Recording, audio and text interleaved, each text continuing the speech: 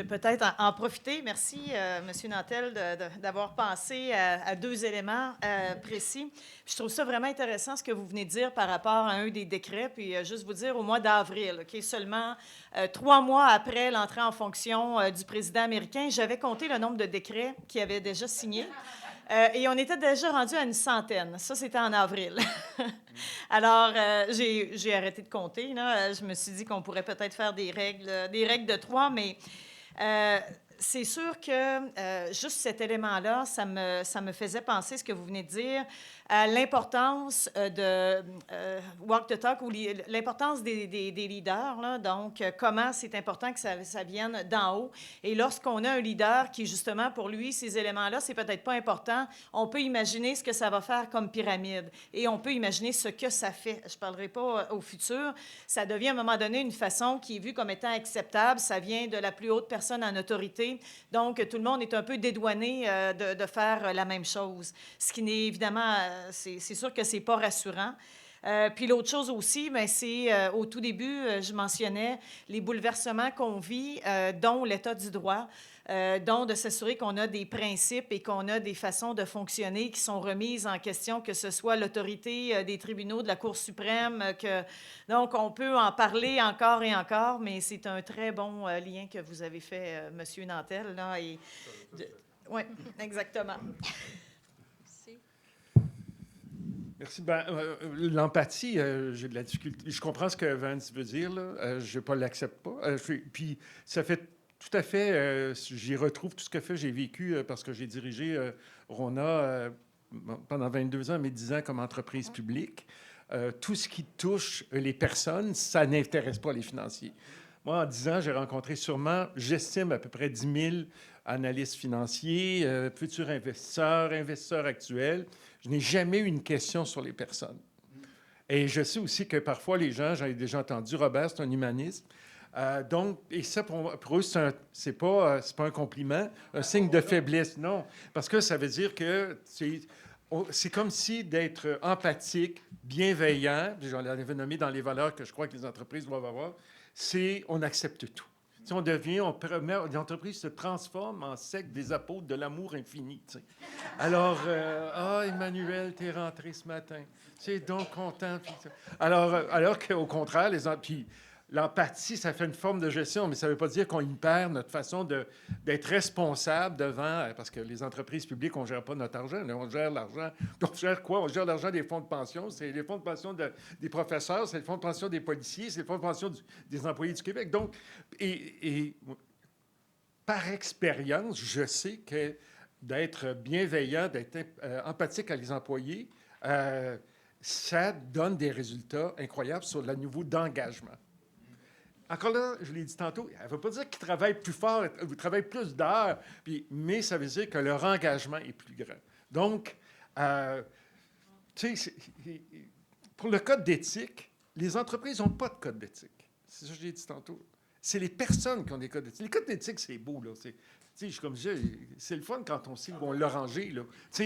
Donc, mais c'est les personnes, il faut ramener. Alors, M. Trump, il peut dire qu'on ne soit plus les codes d'éthique, mais les personnes doivent se réinterroger sur... Il faut rappel à leur conscience. Faire appel à leur conscience, c'est pas deux mots qui plaît beaucoup, mais il reste, à mon avis, chez nous, on a eu des codes d'éthique avant que ça soit à la mode. Là. Et puis moi, je suis rentré dans une coopérative quand tu étais encore à l'université.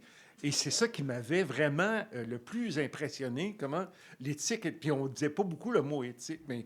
c'est ça qui a forcé, qui a encouragé mon engagement pour cette entreprise. Donc, il faut regarder l'éthique, oui, mais il faut regarder l'impact que ça a sur nos consommateurs, nos clients, nos employés, surtout nos employés. Nous, c'était un élément de rétention important. Tu sais? Puis, mais c'est difficile. C'est sûr, nous, le marché a beaucoup changé. À un moment donné, tu sais, moi, je suis rentré dans un milieu où on était sportif, tu sais. Donc, on avait un concurrent, on avait un adversaire. Donc, après ça, il y a eu tout le langage guerrier, tu sais. On va acquérir des parts de marché, on a des troupes. Mais à la fin, là, je verrais dans un monde où on était de sport extrême, là, il n'y a plus aucune règle. Tu peux décider de la suivre ou tu peux décider de dire « je maintiens ». Ce qui demande du courage, puisque j'ai trouvé le mot que j'aime le plus, c'est le courage.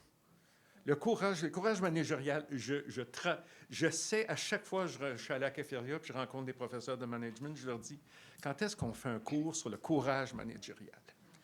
Tu sais, j'ai la chance de voir beaucoup de gens, combien j'entends des exemples, ça, de ne pas respecter son code d'éthique. Et c'est pas respecter qui on est comme personne, puis les gens qui nous entourent. Donc, je pense que de ne pas écouter messieurs, c'est des gens courageux. Le reste, c'est de la lâcheté. C'est de la facilité. Je vais revenir sur... puis on va ouvrir rapidement. Vous avez sans doute des questions.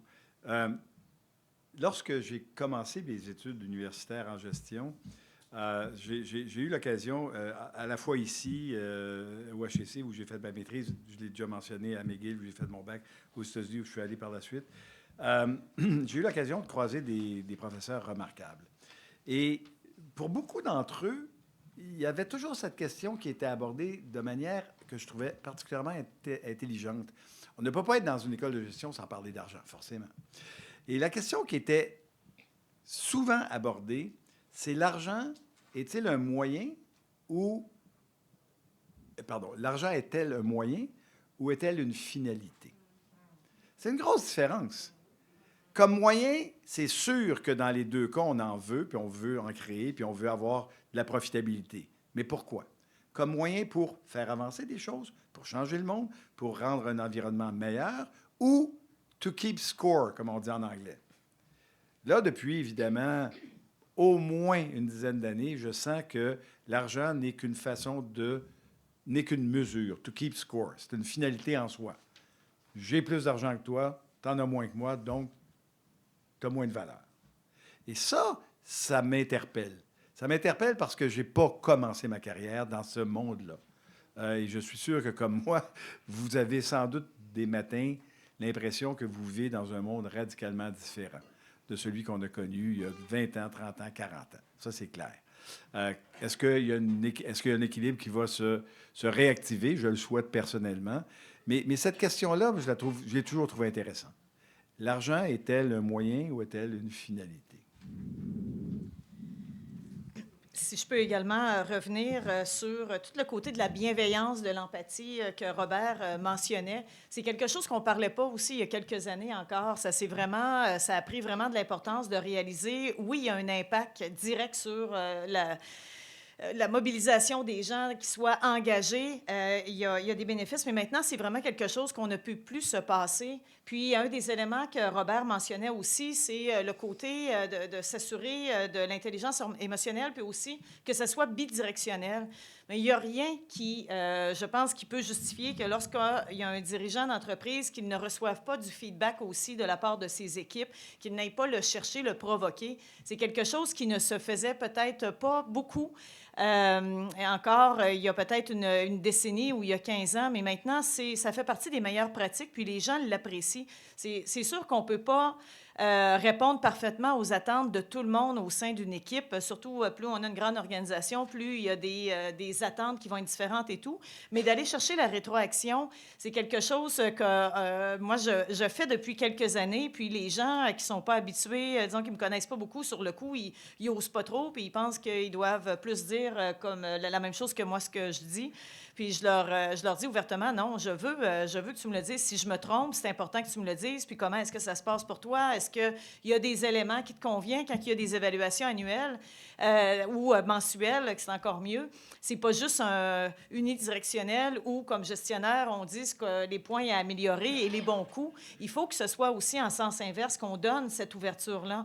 Puis ça, c'est des pratiques qui sont importantes. Puis lorsqu'on a eu la fameuse pandémie, ça m'a fait penser aussi tout à l'heure, en écoutant mes deux collègues, que sur le côté de l'empathie, les entreprises, les organisations qui avaient des femmes dirigeantes notamment, ça en était mieux sorti. C'est des données qui sont sorties à quelques reprises. parce qu'il y avait justement peut-être un petit peu plus d'empathie, puis c'est un mouvement qui commençait un peu, mais il ne faut pas le perdre de vue. Puis même si en ce moment, la bienveillance, des fois, je me dis, bon, est-ce que c'est un petit peu trop galvaudé? Là, on en parle vraiment beaucoup, puis en bout de ligne, c'est un peu comme la confiance, on ne peut pas la demander, on doit la faire vivre, on doit la faire sentir, puis on doit vraiment incarner les valeurs, qu'on le fait pour les bonnes raisons. Mais il ne faut pas sous-estimer aussi l'importance d'avoir de l'accompagnement. C'est une des choses qu'il y a 20 ans, je n'étais pas la même gestionnaire que je suis aujourd'hui. J'ai eu la chance de travailler, entre autres, pendant presque une décennie pour le groupe Volvo, où les Suédois ont vraiment une philosophie très belle au niveau de la culture d'entreprise, au niveau de ne pas être hiérarchique, de vraiment s'assurer qu'on est à l'écoute et tout. Et moi, je le répète aussi, là, ça m'a transformée et je dis souvent que j'ose croire que je suis une meilleure gestionnaire maintenant parce que j'ai eu ces accompagnements-là qu'on faisait en tant que comité de direction, mais aussi pour tous nos gestionnaires, puis d'accepter aussi d'être vulnérable. La vulnérabilité, c'est à la base de la confiance. Si on montre qu'on essaye d'être parfait, qu'on connaît tout, qu'on ne se trompe pas, c'est difficile d'avoir la confiance, mais lorsqu'on essaie vraiment, là, qu'on démontre de la vulnérabilité, qu'on accepte de dire comment on se sent, ce qu'on vit, qu'est-ce qu'on a pu vivre par le passé, bien, les gens vont développer la confiance entre nous. Ce n'est pas, encore une fois, unidirectionnel, c'est dans les relations. Puis ça permet aussi une plus grande imputabilité. Donc, on se sent plus responsable et on va atteindre un objectif commun ensemble. Merci beaucoup. Merci à nos trois conférenciers pour ces réflexions profondes, inspirantes. J'espère que vous allez partir tous un peu plus outillés aujourd'hui à la fin de la journée. Il y a aussi des surprises lors des ateliers. Merci beaucoup. Nous ouvrons maintenant la période d'échange des questions, donc les questions pour la salle. Donc, si vous avez des questions, s'il vous plaît, être bref, parce qu'il nous reste pas beaucoup de temps pour donner les chances à plusieurs personnes.